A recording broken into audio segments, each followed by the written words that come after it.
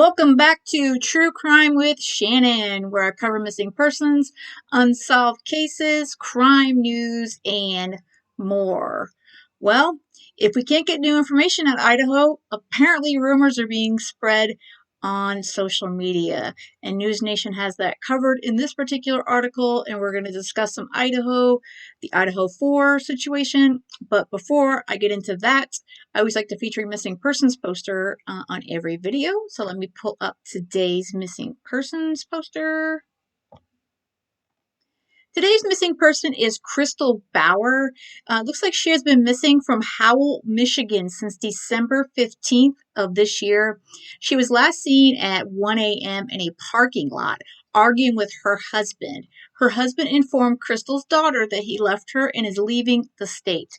They were living in their car, and now she's nowhere to be reached. Her phone is off, and she has not gotten a hold of anyone, which is very unusual. She's 5'1" with brown hair. A missing persons report has been filed, and police are looking for her and in and around the Howell, Fowlerville, Weberville, and Perry, Michigan area. If you have any information on Crystal, please contact the Fowlerville, Michigan Central Dispatch at 517-546-9111. There's also a anonymous tips email there at the bottom. But if you have any information on Crystal, please contact the authorities.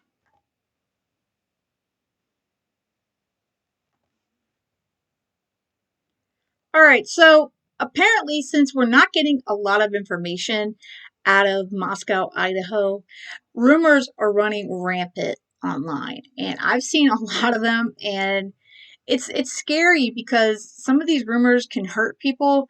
It can cause, there's some doxing that's going on and some other scary things. So it's not a good thing to start these crazy rumors. And we are going to watch their video here. They are speaking with Brian Enton about the situation. But let's check out the article here. They just posted this, actually last night. Today is Saturday, December 17th. They posted this last night. It looks like 6:31 p.m. Central Time, and I'm here Eastern Time. So it was, last night. It says, as the search for suspects continues in the unalivings of 4 college students in Idaho, a void of new information is being filled by unfounded accusations from armchair detectives. Some people in the city of about 25,000 are suggesting innocent individuals are responsible for the unalivings of Kaylee Gonzalez, Madison Mogan, Xana Kernoodle, and Ethan Chapin. All 4 were stabbed to death in a rental home near the University of Idaho campus. Some have even pointed fingers and named names. A man dubbed, quote, the hoodie guy by online detectives has been a source of speculation. Law enforcement in Moscow says they are aware of that rumor.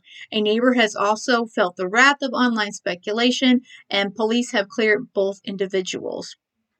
So all these are really, it's scary. It's really scary to be innocent of such a horrific crime and have people online start to speculate that you are the one who unalived these 4 young people. I mean, it's really, really scary, and you got to be really careful with that. All right, let's check out what Brian Enton has to say. 5th week of searching for the killer of 4 college students, but a void of new information is being filled by so-called armchair detectives, often with rampant online rumors. News Nation senior national correspondent Brian Enton is on the ground there. Brian has been on the ground, and you well know, Brian, these internet sleuths can really create a huge distraction for investigators. They can, Nicole. For the most part, I find that they do good work and that most of them are responsible and just interested in the cases. But there are, like anything, bad apples that go too far. And it can really become a problem, especially for people who they falsely accuse. 1996. Terror strikes the Atlanta Olympics. It has happened before. Atlanta Olympics 1996. Alert security guard Richard Jewell noticed a suspicious backpack saving lives before it exploded. It's the latest story in town. Only to become the FBI's named suspect, not being cleared for an agonizing 88 days. It was just put my face out there real fast. California father Darnell Hicks knows all too well how this works in the age of social media. After 2 deputies were shot, his phone blew up. Someone in Malaysia posting Hicks was the gunman. The reposts quickly piled up. Whoever keep framing me, making it seem like I shot 2 sheriffs when I was out dirt biking all Saturday. Come on now. Similar horrifying scenarios in Moscow, Idaho. What we know is that 6 missed calls were made from Kaylee to Jack's phone, where things implicated the hoodie guy and a neighbor, both cleared by police. There's no requirement on social media, to be honest. Retired FBI agent Kathy Guider says the crazy speculation can slow detectives. Indeed, Moscow police report taking in 6,500 actual tips through calls, emails, and digital media submissions. But that doesn't include all those posts that need to be monitored. Somebody's got to track them through those threads. And sometimes those threads are hundreds, sometimes thousands of comments. And somebody's then got to go read them. I've had charges dismissed against clients, and yet because the allegations are out there, people still treat them as though they're guilty of the charges. Federal criminal defense attorney Tama Cudman says social media can be a potent force for good. But for those whose names get out there for something they didn't do, it can be an enduring disaster. Alleging that somebody committed a crime is what we call slander per se. So proceed at your own peril before you start making allegations publicly. And that does happen. I mean, libel suits have been filed in the past. Of course, we haven't seen that happen in this situation. It's still so soon, but it's certainly a possibility. Nicole? Yeah, and we know people just want answers here, but yeah, it's certainly important to be careful. Okay. So yeah, please, if you guys are out there, and I know I'm as interested as the next person on who or whom did this horrible, horrific crime against these 4 young college students. But we can't go blaming it on the neighbor who just because he acts weird, or this hoodie guy because he appears to be walking around with the girls, or or supposedly that one of them had a stalker. I mean, these are the kind of things that we have to be really, really careful, especially if you're going to name names, because like they said, it's libel, it's, and it could end up in, you're doxing people, and it's going to become a whole huge problem for them. So, and especially in this particular case, I've been super careful.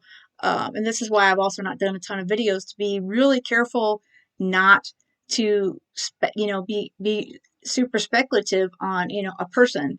I mean, it's more of, I think we need to just maybe go with, none of us are obviously profilers or anything like that. None of us have that background, unless you're a retired criminologist or, profiler. But maybe we need to look into that kind of way. You can say, oh, this person's probably this or whatever, without naming a person specifically, by us pointing out these things or seeing, oh, there's this white car, so-and-so owns a white, Elantra, or so-and-so owns this car.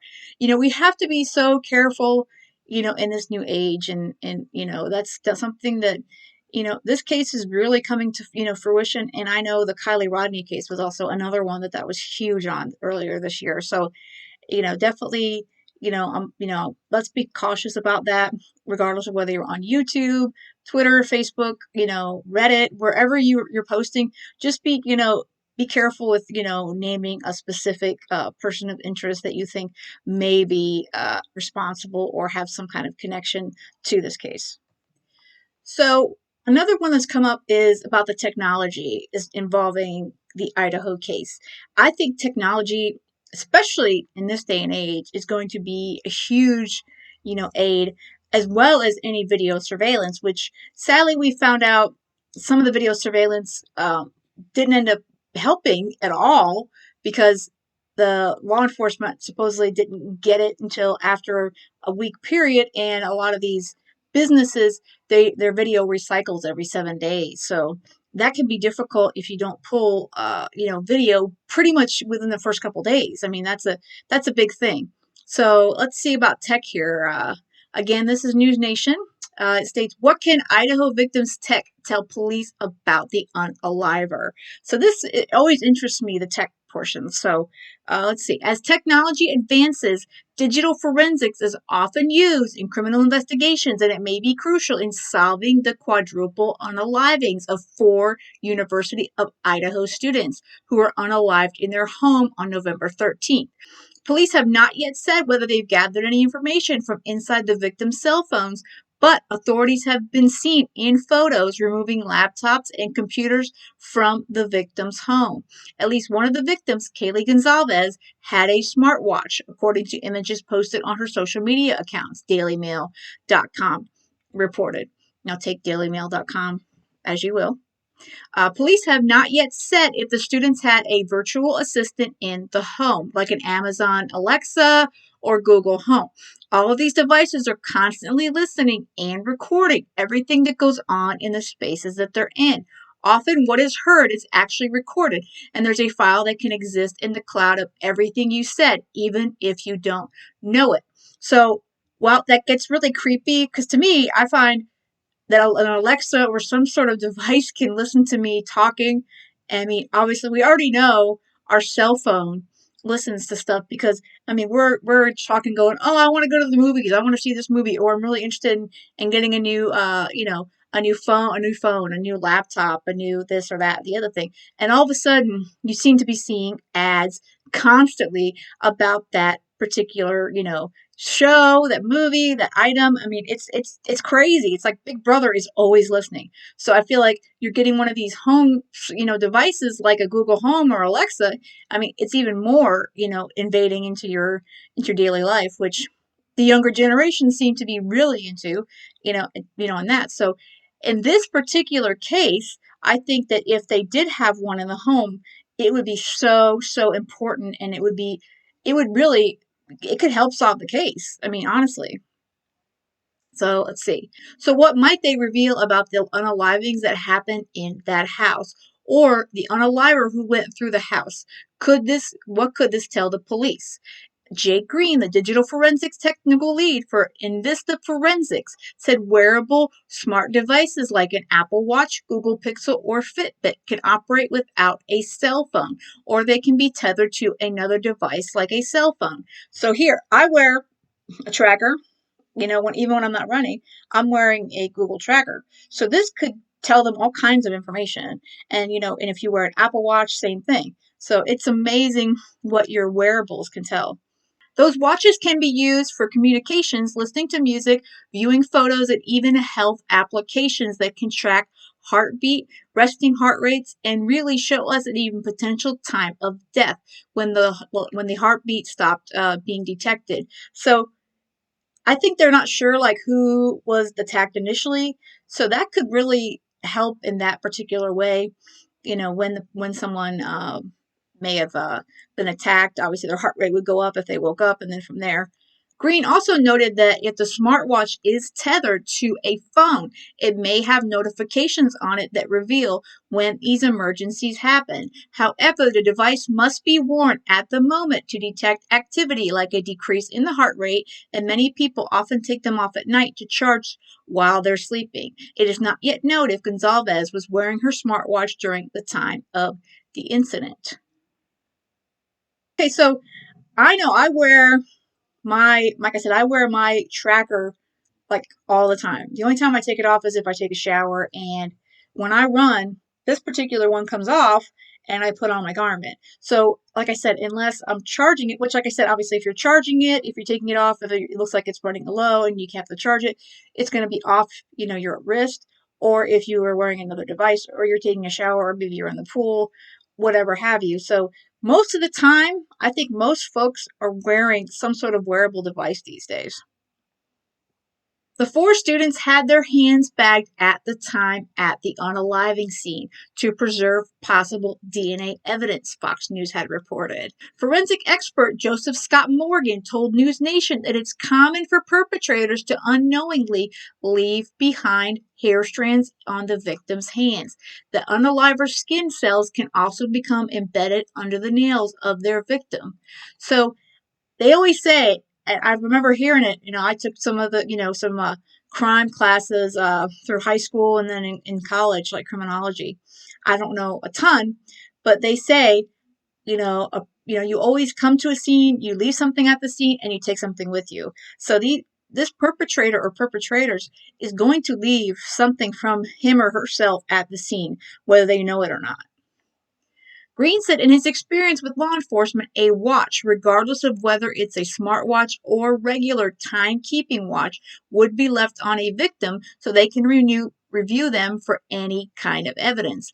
Those pieces would be reviewed not in a crime scene, but when we get back to the morgue and actually run through an autopsy, Green explained. We're going to document the clothing, we're going to document those watches, and then at that point, with proper lighting, we can see exactly what's going on. We may try to transfer that watch, take it to a lab to be able to pull that forensic data off of it. While officials are often able to preserve digital evidence, timing can be very delicate. For example, if a device is taken from its source of Wi-Fi or its connectivity, some data could be lost. If we don't properly preserve evidence, we can lose everything, especially with cell phones. If that phone is in what's called after first unlock state, we have a much higher likelihood of getting into that device than if it's powered itself down because of loss of battery, Green explained. He continued, so being timely in our efforts to recover evidence, especially in cases that we do have a deceased person, we don't know the possible PIN for the phone. In the past, we've used so in the past they've used the deceased fingerprints to unlock a phone. So those are the things that could happen here, even the facial unlocks, because most of us have like a code, something we can put on there, but we also have facial recognition or thumbnail or fingers now. So that definitely can make it much easier to unlock a cell phone nowadays.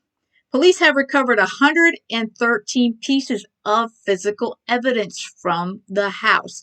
The evidence is being processed at the Idaho State Crime Lab. The investigators have also taken approximately 4,000 crime scene photographs. Can you imagine? First of all, over 100 pieces of physical evidence, okay? And then 4,000 photos. That's a lot of pictures. I mean, you're probably talking, large scale. They walk you through and take an outside photo. Then you're going to go in and take, more detailed stuff. That's a lot of pictures to go through. I mean, you may see something small in that photo. I mean, there's tons. I mean, I can't imagine having to sift through 4,000 images on a chip or chips. I'm sure they have more than one photographer, the crime scene photographer. That's amazing. So I'm already going to give props to the Idaho State Crime Lab because that's a lot of work to do. So I think a lot of these crime scene and the morgue and all that sort of stuff, I think a lot of I think that could potentially solve the case, or be a big part of it because you know video video surveillance, anything video surveillance, digital tech, what DNA may be on the deceased's remains, that sort of stuff I think is going to be really big in this case because I'm really hoping that at least one of those college kids attacked them enough to pull some hair or scratch them because that's really that can get the DNA and that could solve the case. So that's amazing stuff. Here's a interesting piece from CBS News.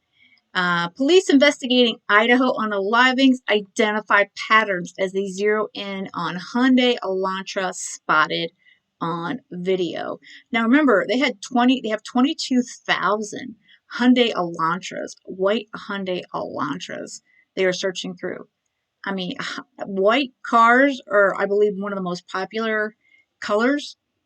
And then there's like 22,000 possible white Hyundai Elantras that could be involved in this case. To me, that's crazy. I mean, you know, 2,000 would be crazy, but 2,200. Wow. More than a month after 4 University of Idaho students were found dead inside of a home near campus, police continue to zero in on a white car that was spotted on video near the home as evidence is leading authorities to, quote, identify patterns, unquote, about the case. Detectives have been searching for a white 2011 to 2013 Hyundai Elantra that was seen on video in the quote immediate area unquote of the residents around the time of the unalivings. On Thursday, the Moscow Police Department said investigators are sorting through 22,000 registered vehicles that fit the description of the car. Through our tips, through our leads, some of the evidence that came in, we start to identify patterns, Captain Roger Lanier said in a video interview on Thursday. And like we said earlier, we are confident that the occupant or occupants of that vehicle had information that's crucial to this case. So they're not saying that this is the perpetrator or possible person of interest, but this person or persons knows something and they really truly believe that. Lanier said officers have been gathering video evidence since the day of the crime on November 13th. He said that while the focus was initially the immediate area, the search for video eventually expanded to the King Road area and main thoroughfares in the city.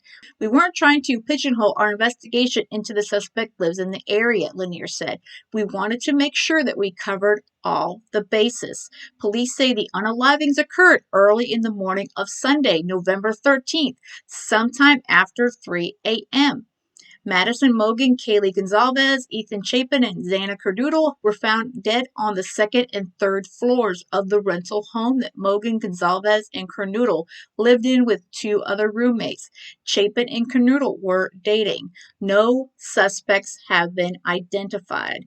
In an interview with NBC's Today Show that aired on Thursday, Christy Gonzalez, the mother of Kaylee Gonzalez, described, quote, being left in the dark, unquote, over the course of the probe and lamented the lack of communication between police and the victims' families. It's sleepless nights, it's feeling sick to your stomach, it's just being left in the dark, Gonzalez said of the investigation, which has continued for more than 4 weeks. Gonzalez admitted she fears the case will never be solved, saying, I can't help but not, there's a lot of unsolved unalivings, she told the show. When police initially identified that Hyundai Elantra as being near the student's house on the night of the unalivings, Christy Gonzalez said her family was not notified directly about the lead. Instead, she said she learned about the vehicle in a news release issued by the police department. Now, I know that families are not always notified of every single piece of information. I've learned that from the Michael Vaughn case, that Brandy Neal, for example, she had no idea that there were persons of interest and people in the neighborhood, her neighbors, not cooperating with the search for her son, Michael. So that's not unusual at all. So I mean, but I'm sure it's frustrating as the family, but that's not unusual. And there is their release on the Hyundai Elantra. During an appearance on Good Morning America, Christy Gonzalez and her husband shared apprehension over the pace of the investigation and said they worry that evidence will start to disappear with time. She shared her own thoughts about the still unidentified unaliver, saying, I think this person went in very methodical. I think he really thought it out. I think he was quick. I think it was quiet and he got in and he got out. I think she may be right about that. I think my personal opinion is this person or persons, they knew that home. They knew they've been there before. And like I said, it's a party house. So they've been there before. They were aware of the layout and they knew who or what they wanted to go after and they did it. As far as the house, the what, the who, that's what we're all trying to figure out. Obviously, the police trying to figure that out, but we're all curious as well. I think that slider, it does seem to be the most probable entry point. That said, there's been reports that the front door was open for an extended period of time. I don't know, was it opened before the other two roommates contacted their friends to come over to the house? That part I haven't cleared up. If you guys have heard that that's been clarified, please let me know in the comments. I haven't been able to clarify that yet, or I haven't heard it clarified anyway. I mean, that being open, if it was open when the other two girls woke up and discovered, their roommates, That's a whole different story compared to if it was open when the authorities arrived. So I'm just curious when the front door was found open, because that's going to make a difference as well. And again, this Elantra, big deal. And these are, of course, just stock photos that they're sharing. And there's video that we've all seen from the gas station. And I don't know. I mean, it's hard to know. I guess they're saying that is the Elantra. Thankfully, a gas station clerk went through their video and found that information. So it's definitely a lot going on, and I think Moscow itself is probably going to not be as experienced on this case, but I think they've brought in enough, experts, FBI, state. I think that with all them have brought into this case, I think they're going to solve it. I really do. And one last bit here on this particular video. This one came up, well, today. Idaho unaliving surveillance image appears to show Kaylee Gonzalez and Maddie Mogan hours before slayings. Now, this was coming from a Facebook group dedicated to the case, and they obtained this video, and I've been starting to see it float on the media today. So I'll play that real quickly here, but basically, let's see. Basically, newly disclosed surveillance video said to have been taken early on November 13th appears to show slain University of Idaho students Kaylee Gonzalez and Maddie Mogan walking with a man in downtown Moscow hours before the quadruple stabbings in a rental house steps away from the campus. The women appeared to be wearing the same clothes Gonzalez and Mogan were last seen sporting the same evening on video outside a nearby food truck. The man walking with them is also wearing clothes that look like those on the man seen at the food truck, whom police had said is not a suspect. And it looks like there's some words that can be heard, some audio. It says, "Maddie, what did you say to Adam?" a woman asks as the group walks under an outdoor surveillance camera. A response says, "Like, I told Adam everything," the second woman replies. So these are the screenshots here. And this, of course, on the right is the food truck video that we've seen. And they're circled. That's Kaylee and Maddie. And then here would be that hoodie guy, which everyone continues to want to state that he's a suspect. Of course, we all know no one is truly cleared until they get their man or women. So that's the fact. And then the left here is showing the newly found video of them walking. I guess they're walking toward the food truck. That's what it seems to be. Let's see. The first woman's voice appears to match that of Gonzalez on her TikTok. The video was provided to Fox News Digital by Christine Cameron and Alina Smith, the creators and administrators of the University of Idaho Unaliving Case Discussion Facebook group.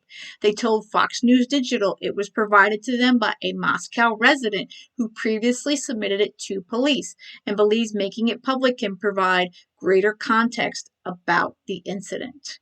So Fox News Digital is stating that they reviewed the video, but is using only stills to provide the source to protect the source's privacy. Now it looks like they have the video here, so let's check that out.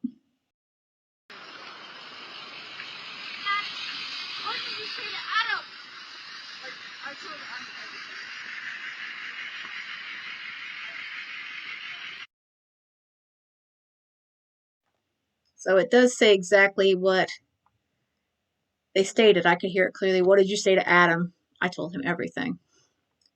Whether or not that's anything of value is up to the investigators.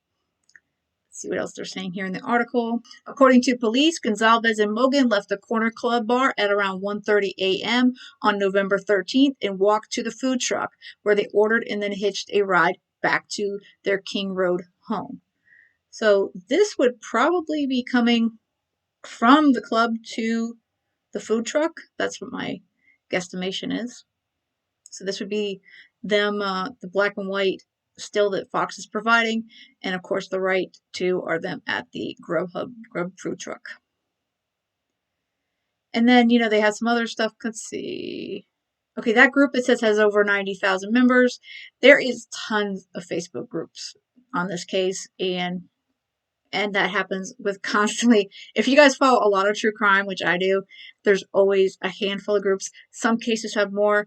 The Idaho 4 has like probably one of the highest amount. Probably the closest to that would have been the California case. The Kaylee case. It says they've got over 90,000 members closely following the case. And of course, they showed the guy in the hoodie, which police are stating he's not a suspect. So we need to be careful, like we said at the beginning of the video. You can put them out there saying that this person has been with them, but to say that they're a suspect and start identifying these people, I mean, it's getting a little bit, dangerous as far as that's concerned. And like I said, they're saying the online speculation. Yep, and that's why police are telling everybody to be super, super careful. The speculation in these cases, it can be a good thing that we're all wanting to help and find out what truly happened to these four young folks, but to pull people out, and scrutinize them when majority of people are innocent. They just may people act suspicious, and this is also a college campus, and this is a college town, so for all we know, these people normally act this way, or they're drinking or they're on something. So, I mean, that just may be them. Let's see. There is the screenshot of at the food truck. So it does match up for sure. Yeah, people were saying that he wasn't with them. I think that the hoodie guy is someone who knows the girls, and I don't think he had anything to do with this. I think he probably lives near them or he's a friend, and people just saying he's creepy because he's there. I mean, we can't say that. I mean, that's just putting way too much speculation out there. Of course, that's the infamous photo that initially came out with this case of the four and then the two roommates that survived. So I still have questions as to how the other two roommates survived the attack. There's just, and I'm sure that law enforcement, that's always been one of their biggest questions from the get-go. So if the suspect entered from the second floor, as we've looked at previously before, and I'm going to put it up here again, the layout of the home, then he wouldn't have need to go down to the basement if he was on the second floor, which of course the victims were on the second and on the third floor. So did he not want to go after those other two girls? Did he not know they were there? I think he knew they were there, or he or she. I'm going to say he, but again, that we need to leave that open to, it could be a female. So I think that the perpetrator knew who was in that home. I think they truly did, because I believe they knew that house. They had been there before, and I'm thinking they had been there more than once. These are my thoughts on the case, and I think that they had a clear, who they wanted to attack. I've heard good speculation on why it would be the two girls, Maddie and Kaylee, and of course, I've heard some good speculation on why it would be, Ethan and Xana.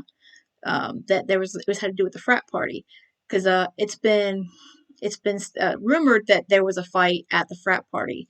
Again, I don't know if that's been completely cleared up one way or the other either.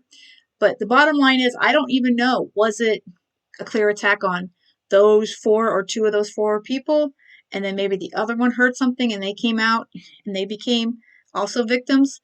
Was the entire house initially what the perpetrator was going after, and by the time he got to the basement, both their doors were locked. So there's just so many questions to me. It's like, I think how he got in is like less of a question, because I think he got in either through the front door or through the sliding glass door, and then he knew that house. So the question is, who was the target? Who was the target? And that's just something that's it's gonna stick with me until we figure that out. But that's just one of the questions that I keep wondering. Was it the two girls or was it the couple? Makes you wonder, doesn't it? So this is definitely one that's got a lot of questions, and I really want to be optimistic that they're going to solve this case and it's not going to go cold. I think they've got enough, um, enough of experts with them on it.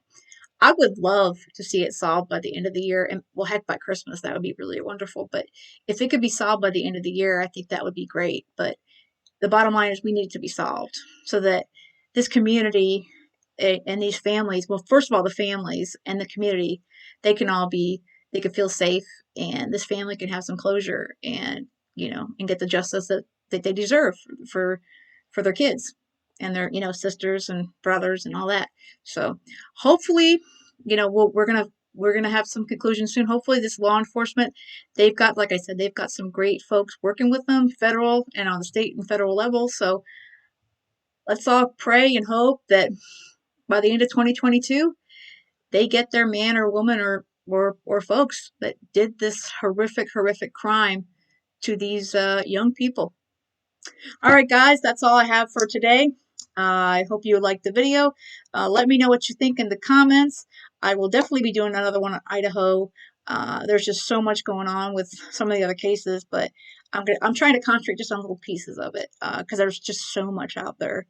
So, all right, guys, have a great rest of the day, and let me know what you think again in the comments, and hit that like button on your way out if you would. And with that said and done, have a great night, and most of all, stay safe.